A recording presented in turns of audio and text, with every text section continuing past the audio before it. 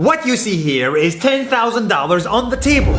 You can take this money as a loan, but I will charge you a little bit of interest rate.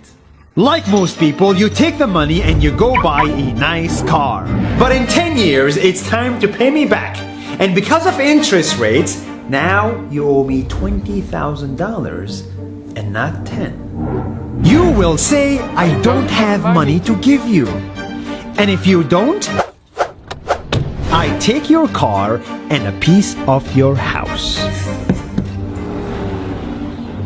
This is how debt works. And after 3 years of traveling the world, I noticed that this is exactly what China is doing. For example, take the small island nation of Sri Lanka. This developing country needs money and China has a lot of it. So Sri Lanka took billions of dollars in Chinese loans. It was easy money just there to be taken.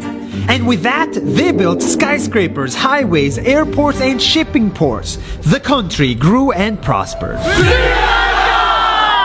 But few years later, this easy money came with interest rates, and Sri Lanka was so much in debt that it couldn't pay back China its money. And the only way out was to give China control of what they had built.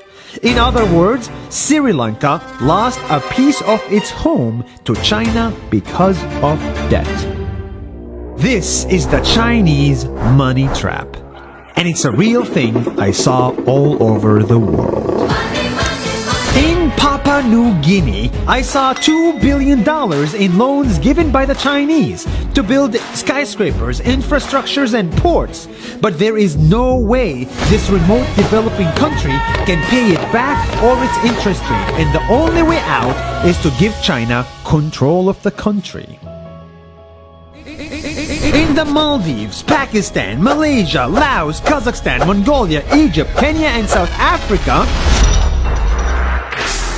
the same thing is happening, and many countries are struggling to pay back Chinese loans. If you look closely, all these infrastructure projects like highways, ports, and bridges connect to China through the sea or through the land to form something far bigger, far more powerful than just a bridge.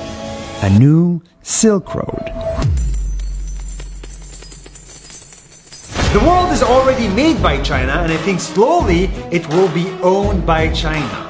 Don't get me wrong, building bridges, ports, highways, and airports is a great thing for the people and the country, but they come at a very high cost.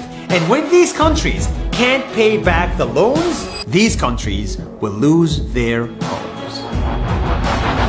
One thing my parents had taught me is that there's no such thing as a free lunch or a free ride. So if we're not careful with our money or other people's money, then we better start learning Chinese. 下周见。